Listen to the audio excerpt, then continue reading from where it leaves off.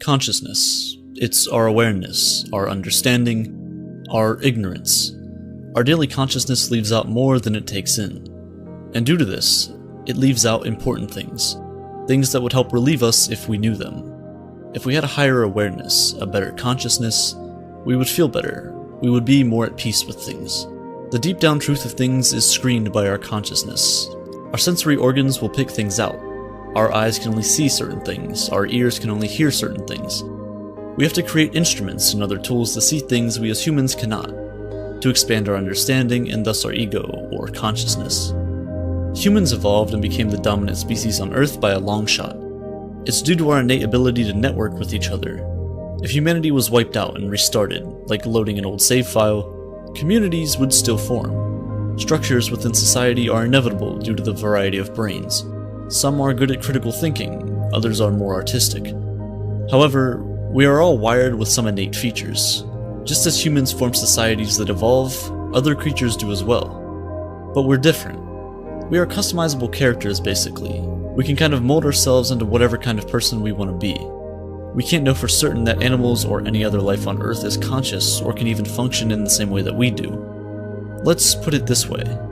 I know that I have my own thoughts and feelings and emotions, but how can I know for certain that you, or anyone else, does? There's no way I can go to your head and see things 100% from your perspective. I can't know what you're thinking, or if you can even think in the first place. To truly understand the universe, to understand and actually experience life, you have to give yourself up. There's no point in sustaining bliss, in being permanently at an all-time high. The life you're living is what you have put yourself into, what ego you've formed, only you don't want to admit it. You want to believe it happened to you. Day to day, you play non-bliss in order to be able to experience bliss. You put yourself into bad situations. You let in the negative experiences in life just to feel some kind of satisfaction when it goes the other way. Self implies other. White implies black. Death implies life. You can feel your existence as fundamental, not as an accident. At the basic level, at the lowest level imaginable, you are the fundamentals of existence. The same thing that makes you is the same thing that makes up everything else. If you can step back from what you believe, if you can step back from what your sensory organs have turned you into, you start to see things for what they actually are. Do you define yourself as a victim of the world, or as the world? Love is only possible due to the lack of self. You give up all your secrets, the walls you've built to keep people at an arm's distance slowly lower, one by one, until you're a completely open book, until all your pages have been read, and the rest of the pages are blank, waiting to be filled with this newfound love. In basketball, or soccer, or football, you're constantly giving the ball to someone else. The point of the game is to have the ball in your hand for the least amount of time, to constantly be passing it to someone else, to shoot it, to get it out of your hands. It keeps the game going, and life is the same way. If you define yourself, you, as only being what your ego is, as the things you do voluntarily, then you're the victim. It's because of some higher power that you were put here when you didn't ask for it. But what about the things you do involuntarily? Do you beat your heart, or does it just happen to you? You do those things, even though you don't know how. Words don't work here. As Alan Watts said, everyone is fundamentally the alternate reality. Not God in a traditional sense, but God in the sense of being the self, the deep down basic whatever there is. And you're all that. Only you're pretending you're not. A mind that can ask, who am I? Why am I here? What is the purpose of all of this? Tends to forget. As I said, your consciousness tends to leave out critical information at times. A consciousness that can view the world and take in sensory information tends to forget what's behind those eyes. A mind that hasn't gone deep enough to find where those questions come from. Because the same place those questions come from is the same place those answers lie. The brain controls everything. In order to go to the extremes of the universe, to places we can only dream of going, we must first dive deep into something that is all inside of us. Take the Big Bang, for example. Now there's hundreds, thousands of theories as to how we came into existence, but let's go with this one. You believe that you are strictly you. Your human body is all that you are and all that you have ever been. You're simply a small speck of dust in a vast sea of galaxies, stars, planets. You're irrelevant. But rolling back the clock, things get smaller. The universe was more compact.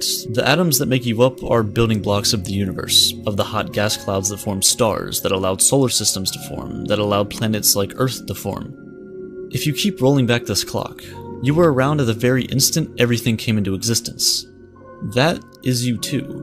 When everything was infinitesimally small, you were there. But we define ourselves as being only us, mere humans walking on a planet that we didn't ask to get put on. But frankly, every one of us somehow made this happen. We just go on and pretend we didn't. It's because of how we define ourselves. Are you the victim, or are you the world? As cringy as it may sound, everyone you meet is just a small packet of the universe.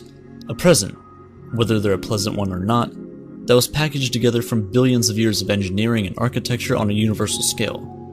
But instead, we define ourselves as something completely separate from it, something not connected whatsoever, which is a foolish view. We tend to search for how the universe came into being, but we're just the universe trying to understand itself. In order to get to that conclusion, we have to reframe our mindset. We're not as different as we all think. Your name is given to you at birth. Your ideas and personality are collected from the world. Scraps, bits and pieces here and there cling to you like a magnet. So what part of you is you?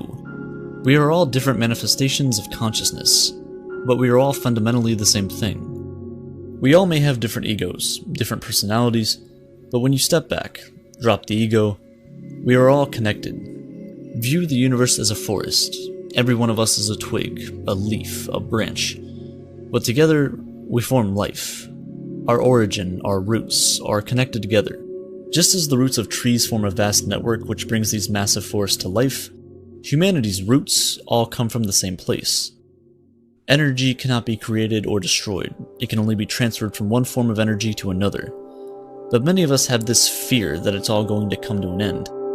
And while yes, your life will end, your energy will not. It will continue onward, forever. But our consciousness has convinced us otherwise.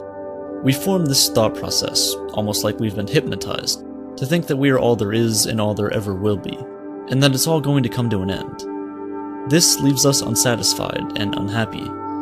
But the universe is continuous, and you are technically the universe, so you will continue on as well. Your death is not the end of you. It's the death of your ego. Many people experience the same exact thing while living. Ego death. It tends to be induced through psychedelic drugs, LSD, shrooms, the list goes on. While working on this video, I actually experienced it myself, and although not intentional, it provided clarity in a way I've never before experienced. It's not the ego in the vernacular sense, as describing a person's self-worth. It's the philosophical ego. It's the complete loss of subjective self-identity. Everything that you believe you are will disappear. You're void of emotion, of connection to anything around you, of connection to what makes you, you. The idea of being a person doesn't make any sense. The words I, me, and myself have zero meaning whatsoever. The world can normally be put into two categories, myself and not myself. While experiencing ego death, this line is blurred. I am completely gone. There's only the awareness of existence. The lifetime accumulation of your thoughts and emotions are put on pause. It's as if you're on a cliff approaching an infinite void beneath you. Your life is continuous and exists all the way up the mountain until you reach the edge. Beneath you, though, is the unknown. Ego death is jumping into that void, leaving behind everything you've ever known. It's as if you've stepped out of your body into a separate entity. You start to see things for what they actually are, but things don't actually exist. Things is just a noun, it's a fragment of speech. And speech is just another instrument we've created to try and understand the world around us. Our senses allow us to go about our daily lives and traverse the world, but they don't really offer any explanations, so we have to make them up ourselves. While experiencing ego death, you disconnect from all of that. You have a heightened awareness. It's truly as if you're experiencing a higher level of consciousness that no person can understand. You reach this level that words can't explain. The instruments we made to try and understand our place in the universe shatter completely. Explaining it in terms of I saw or I felt don't seem reasonable. Our languages are instruments created to explain things that someone experiences. But while undergoing ego death, there is no someone. There is no me. So how do you describe it? It's as if your slate was wiped clean, your character's save file was corrupted, but you're still in the game. Because of this, ego death can be scary, but it can also be a very enlightening experience. It's both constricting and freeing. It's white and black. It's like you're defining what life is like through experiencing death. We cannot be more sensitive and welcoming to pleasure without being more sensitive and accepting to pain. You're flying and sinking at the same time, being pulled from below, and above, in every direction, at once. While going through it, I ended up reaching a moment of acceptance. Ego death, while often extremely anxiety-inducing, offers a glimpse into a reality free of that. A life free of your personal flaws, your daily thoughts, your responsibilities. It personally feels as if time is frozen, and wherever your mind wanders is free to judge things as they truly are. You are the observer and the observable. Surprisingly, the conclusion I came to is the same conclusion I came to while making a previous video of mine, and it's that nothing in life really matters. Fear in general tends to come from us not being able to make peace with the chaos that is the universe, not being able to cope with the idea of entropy, that everything is tending towards disorder. Forming an ego is disorderly in the same way. You go further and further down your own tunnel and stray further from everyone else. Experiencing ego death is breaking out of that tunnel, pulling back, and understanding that the network of these tunnels that encompass every human on Earth all eventually return back to the same place. When I die, when my ego is completely gone forever, when my physical body breaks down and no longer resembles the form it's in today, I'll still somehow be here. Right now, I'm an hourglass. The sand is slowly leaking its way to the bottom, and eventually it'll all be there. It's the end of the line for me. But when that day comes, the universe will stop by, take the hourglass, flip it over, and whatever made me me will then become something entirely different. We're all just a temporary collection of atoms, and whatever you and I subjectively believe we are won't last forever. But objectively, we will. For now, just enjoy the ride.